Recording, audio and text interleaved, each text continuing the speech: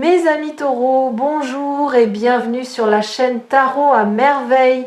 Pour votre tirage général, ceux qui me découvrent, soyez les bienvenus. Chut, ne faites pas de bruit. Ce que je vais vous dire doit être écouté dans le calme. Pas parce que c'est fragile, parce que c'est précis et la précision se perd dans le vacarme.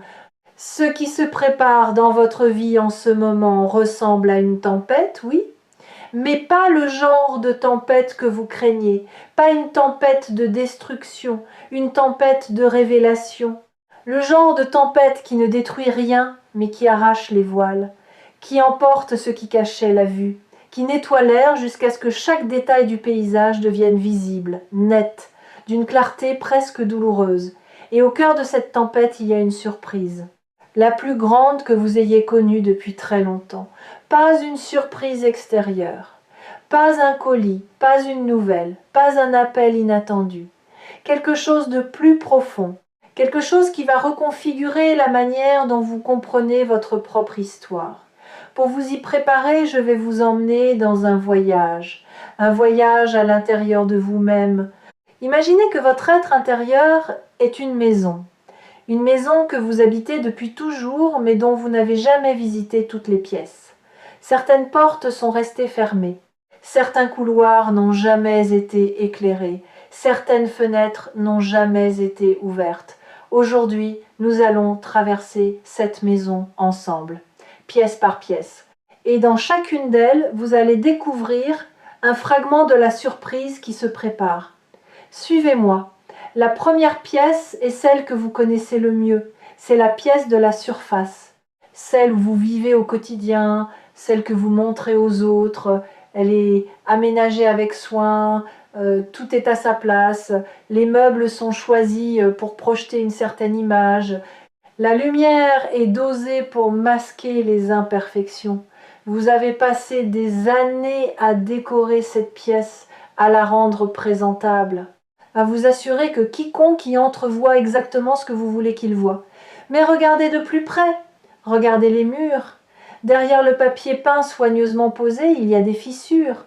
Pas des fissures dangereuses, des fissures de croissance, comme celles qui apparaissent dans la coquille d'un œuf quand le poussin est prêt à sortir.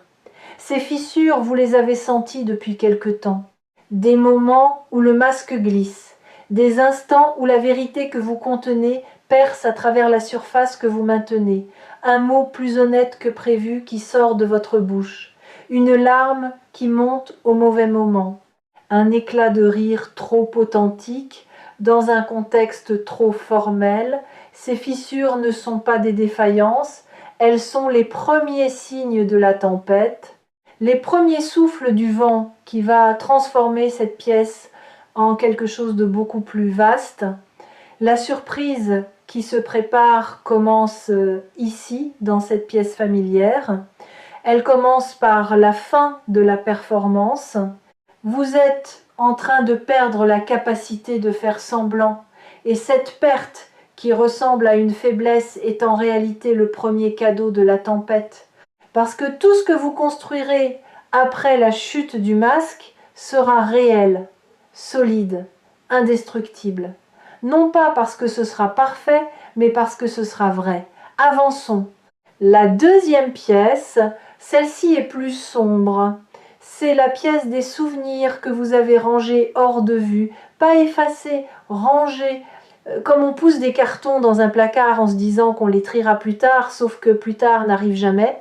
Dans ces cartons, il y a des moments de votre vie que vous avez choisi de ne plus regarder, des moments de honte, peut-être, des moments de vulnérabilité extrême où vous vous êtes senti exposé, nu, sans défense, des moments où quelqu'un a vu en vous quelque chose que vous n'étiez pas prête à assumer, des moments aussi de joie tellement intense qu'elle vous a effrayé, parce que la joie pure porte en elle la terreur de sa perte. La tempête qui arrive va ouvrir ses cartons, pas brutalement, avec la délicatesse d'un archéologue qui sait que ce qu'il déterre est précieux et fragile. Et ce que vous allez découvrir en revisitant ces souvenirs, c'est qu'ils ne contiennent pas ce que vous croyez. La honte que vous aviez rangée là n'est plus de la honte quand vous la regardez avec les yeux d'aujourd'hui. Elle est devenue de la compassion pour la personne que vous étiez à ce moment-là. La vulnérabilité n'est plus une faiblesse. Elle est devenue la preuve que vous étiez vivant, pleinement vivant, dans un monde qui récompense l'engourdissement. Et la joie terrifiante n'est plus terrifiante. Elle est devenue une promesse. La promesse que vous êtes capable de ressentir à ce niveau d'intensité. Que cette capacité n'a pas disparu. Qu'elle attend simplement la permission de se manifester à nouveau. La surprise se précise. La voici, un peu plus claire.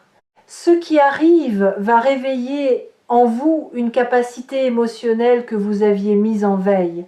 Pas seulement la capacité de ressentir, la capacité de ressentir sans peur, de vivre les émotions, toutes les émotions, sans le réflexe de fuite qui vous a protégé pendant si longtemps, mais qui vous a aussi privé de la pleine expérience de votre propre vie. Savez-vous ce qui se passe quand on cesse d'avoir peur de ses propres émotions? Tout change. La manière dont vous mangez change, parce que vous n'avez plus besoin de la nourriture comme amortisseur émotionnel. La manière dont vous dormez change, parce que les émotions refoulées cessent de frapper à la porte de vos rêves. La manière dont vous écoutez les autres change, parce que vous n'avez plus peur de raisonner avec leur douleur, et surtout la manière dont vous vous aimez change. Parce que vous ne rejetez plus les parties de vous qui ressentent trop, qui pleurent trop facilement, qui s'attachent trop vite. Vous les accueillez, vous les reconnaissez comme vos messagères les plus fidèles. Celles qui vous disent ce que votre mental refuse d'entendre. Celles qui savent, avant toute analyse, si quelque chose est juste ou non, si quelqu'un est sincère ou non, si un chemin mène vers la lumière ou vers l'impasse. Cette réconciliation avec vos émotions est l'un des cadeaux les plus puissants de la tempête qui se prépare, et elle commence maintenant. Dans la manière dont vous écoutez ces mots, dans les réactions que votre corps produit en ce moment même, un frisson, une chaleur, une boule dans la gorge, un sourire involontaire. Tout cela est votre être émotionnel qui se réveille et qui dit « Enfin, enfin quelqu'un parle de moi sans essayer de me faire taire. » Troisième pièce. Celle-ci vous surprendra peu. Être. C'est une pièce lumineuse, presque éblouissante. Vous n'y êtes jamais entré parce que la lumière qui en filtre sous la porte vous a toujours intimidé. Vous pensiez qu'elle appartenait à quelqu'un d'autre, qu'une pièce aussi lumineuse ne pouvait pas faire partie de votre maison intérieure, que c'était une erreur d'architecture, un vestige d'un plan qui ne vous concernait pas. Mais cette pièce est la vôtre, elle l'a toujours été, et ce qu'elle contient est votre potentiel non vécu, pas vos rêves avortés. Votre potentiel, la différence est cruciale. Un rêve avorté est quelque chose qui a existé puis qui est mort. Le potentiel non vécu est quelque chose qui n'a jamais eu l'occasion de naître. Il est intact, immaculé, aussi frais que le jour où il a été déposé en vous, et il attend, avec une patience que seules les choses éternelles possèdent. Dans cette pièce, il y a la version de vous qui n'a pas peur de sa propre grandeur, la version qui parle sans s'excuser, qui crée sans se censurer, qui aime sans calculer le risque, qui avance sans demander la permission à ses propres doutes. Cette version n'est pas un fantasme. Elle est aussi réelle que celle que vous voyez dans le miroir chaque matin. Simplement, elle habite une pièce où vous n'avez jamais mis les pieds. La tempête va ouvrir la porte de cette pièce. Et quand vous y entrerez, vous comprendrez que la surprise n'est pas quelque chose qui vous arrive de l'extérieur. La surprise, c'est vous. La version de vous que vous n'avez jamais osé rencontrer. La version qui n'a pas besoin de validation pour se sentir réelle. Qui ne cherche pas l'approbation pour oser exister. Qui ne mendie pas l'amour mais qui l'incarne si pleinement qu'elle l'attire naturellement, sans effort, sans stratégie, par le simple fait d'être ce qu'elle est. Cette version de vous a attendu patiemment derrière la porte de cette pièce lumineuse. Elle n'a jamais frappé, elle n'a jamais crié. Elle a simplement laissé sa lumière filtrer sous la porte, sachant qu'un jour vous seriez assez curieux, assez courageux, assez fatigué de l'ombre, pour tourner la poignée. Si vous êtes ici sur Tarot à merveille en ce moment, c'est que la clé de cette porte est déjà dans votre main. Vous la tenez peu, être sans le savoir, Elle a la forme d'une intuition, d'une envie inexplicable, d'un élan qui vous pousse vers quelque chose que votre mental qualifie de déraisonnable. Ne lâchez pas cette clé. Elle est le début de tout ce qui suit. Quatrième pièce. Celle-ci est différente de toutes les autres. Elle n'a pas de meubles, pas de décoration, pas de souvenirs accrochés au mur. C'est un espace vide. Et cet espace vide peut être la pièce la plus importante de toute votre maison intérieure. Parce que le vide n'est pas l'absence, le vide est la disponibilité. C'est l'espace qui dit quelque chose peut advenir ici, quelque chose de neuf, quelque chose qui n'a encore aucune forme, aucun nom, aucun précédent dans votre histoire. Vous avez senti ce vide récemment, pas comme un manque, comme un appel. Un espace en vous qui attend d'être rempli par quelque chose que vous n'avez pas encore rencontré, une expérience que vous n'avez pas encore vécue, une connexion que vous n'avez pas encore établie, un aspect de la vie que vous n'avez pas encore touché. Ce vide vous rend parfois nerveux. Vous essayez de le combler avec des habitudes, des distractions, des activités. Mais il résiste. Il reste ouvert, béant, comme une bouche qui attend le mot juste. La surprise qui arrive va remplir ce vide. Pas le combler, attention, le remplir. La différence est essentielle. Combler, c'est boucher un trou avec n'importe quoi pour ne plus le voir. Remplir, c'est y verser exactement ce qui manquait. Et ce qui manquait, vous le reconnaîtrez immédiatement.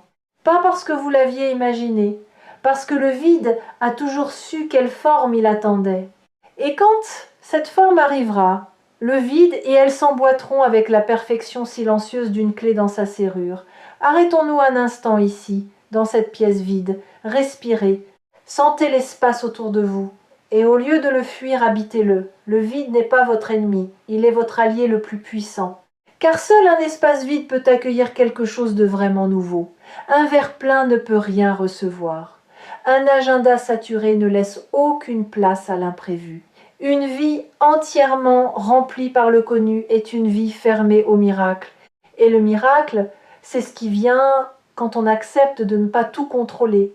Vous avez passé une grande partie de votre vie à essayer de contrôler les événements, les réactions des autres, votre propre image, le déroulement de vos journées. Et ce contrôle vous a donné une illusion de sécurité. L'illusion que si vous maîtrisiez suffisamment de variables, rien de mauvais ne pourrait arriver. Mais cette illusion a un coût que vous commencez seulement à mesurer. Le coût, c'est que rien de surprenant non plus ne pouvait arriver. En verrouillant les portes contre le pire, vous les avez aussi verrouillées contre le meilleur.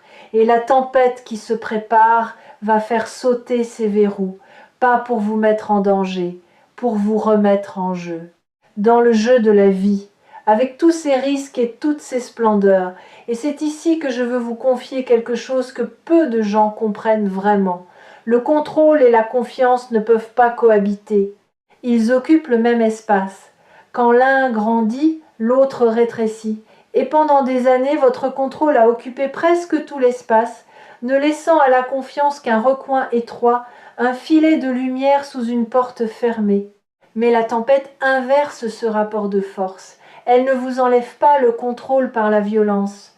Elle vous montre, par l'expérience directe, que la confiance est un sol plus solide que le contrôle n'a jamais su l'être. Le contrôle est un radeau que vous construisez frénétiquement pendant la tempête. La confiance est la découverte que vous savez nager, et qu'on nage mieux sans radeau. Vous avez peu être remarqué des moments récents où vous avez lâché prise sans le décider.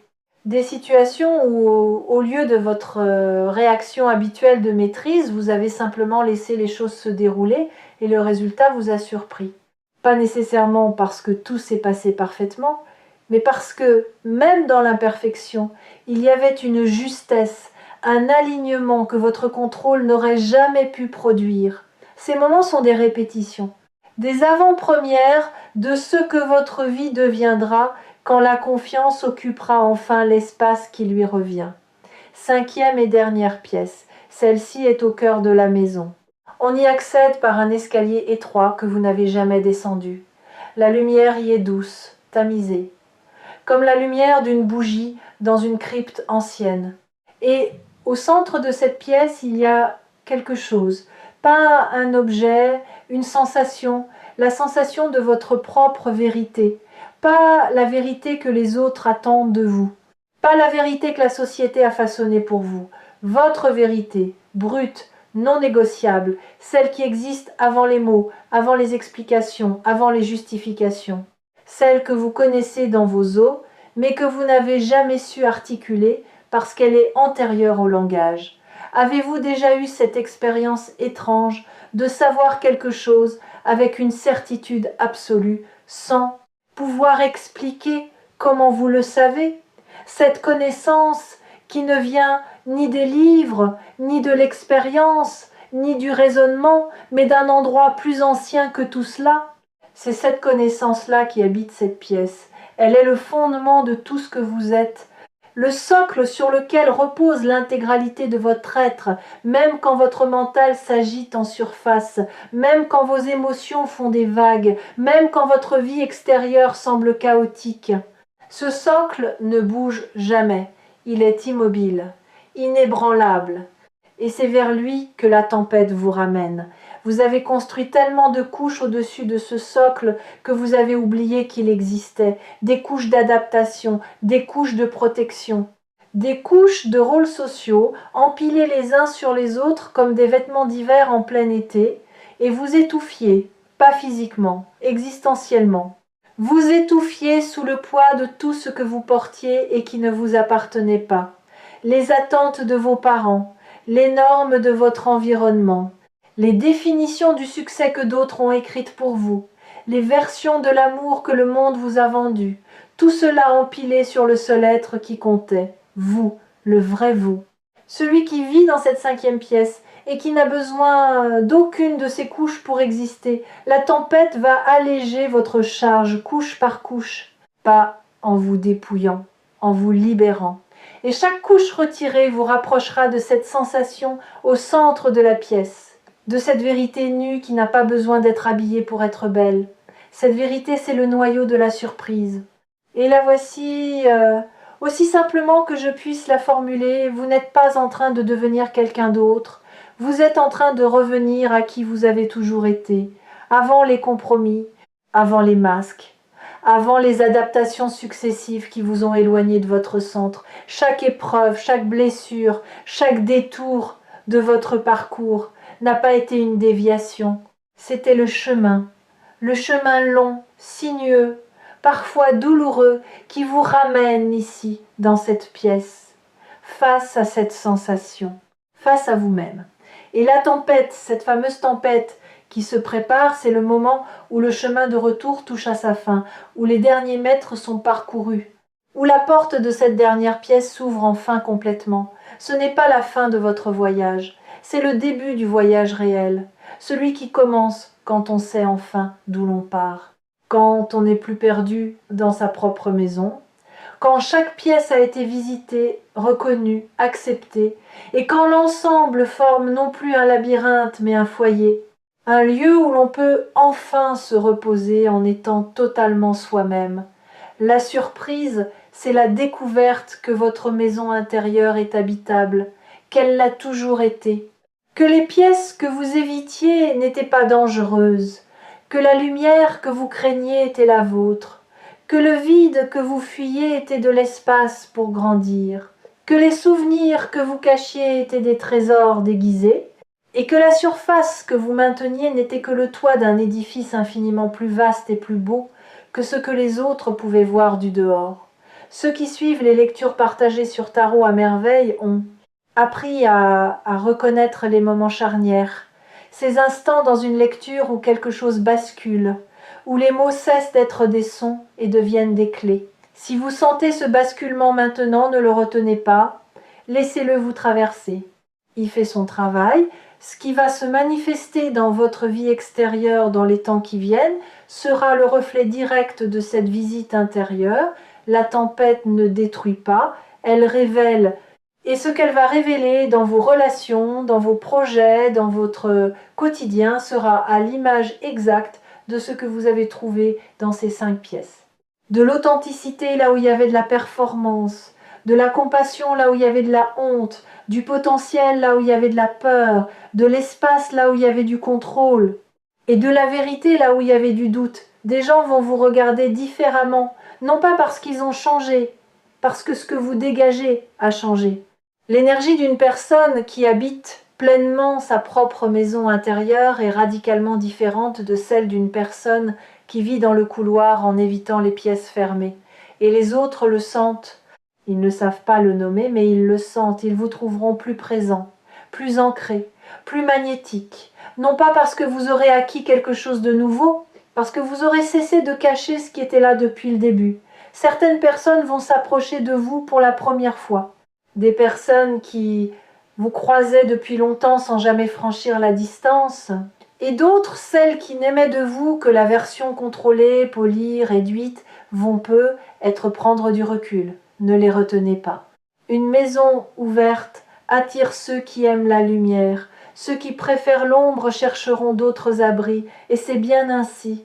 Vous n'êtes pas responsable du confort de ceux qui ne supportent pas votre authenticité. Vous êtes responsable de vivre cette authenticité, avec tout le courage qu'elle demande.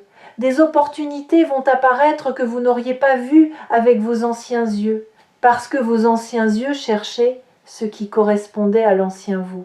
Et l'ancien vous vivait dans une seule pièce de sa maison, avec les volets fermés, convaincu que la lumière dehors était trop forte pour lui. Les yeux qui s'ouvrent après la tempête ne cherchent plus. Ils reçoivent, ils accueillent, ils reconnaissent ce qui vibre à la même fréquence que la maison entière, pas seulement le vestibule.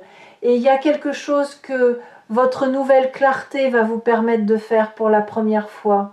Dire non sans culpabilité et oui sans calcul. Jusqu'à présent, vos noms étaient chargés de justifications, d'excuses, de ce besoin de prouver que votre refus était légitime. Et vos oui étaient pesés, mesurés, passés au crible de 10 scénarios catastrophes avant d'être prononcés. Après la tempête, vos noms seront des phrases complètes. Ils n'auront besoin d'aucune explication. Et vos oui seront des élans, des mouvements naturels vers ce qui vous appelle, sans la paralysie du doute. Cette liberté dans le choix, cette fluidité dans la décision, c'est l'un des fruits les plus concrets de la transformation intérieure que vous traversez. Et les gens autour de vous le sentiront. Certains seront inspirés par votre clarté nouvelle, d'autres seront déstabilisés. Mais tous, sans exception, vous regarderont différemment. Parce qu'un être humain qui sait ce qu'il veut et ce qu'il ne veut pas, sans agressivité et sans excuse, est un être rare, et la rareté attire le respect. La tempête est déjà là, vous la sentez, ce frémissement dans l'air, cette sensation que quelque chose est sur le point de basculer, ce mélange étrange d'appréhension et d'excitation qui ne ressemble à rien de ce que vous avez connu avant. Ce n'est pas de l'anxiété, c'est de l'anticipation sacrée, l'anticipation de celui qui sait, dans un endroit au-delà du savoir, que ce qui vient est bon, profondément, irréversiblement bon. Ne fermez pas les fenêtres, ne barricadez pas les portes, laissez la tempête entrer, laissez-la emporter ce qui doit partir, laissez-la nettoyer ce qui doit être nettoyé. Et quand le vent se calmera, quand le silence reviendra, vous vous tiendrez au milieu de votre propre vie avec une clarté que vous n'avez jamais eue.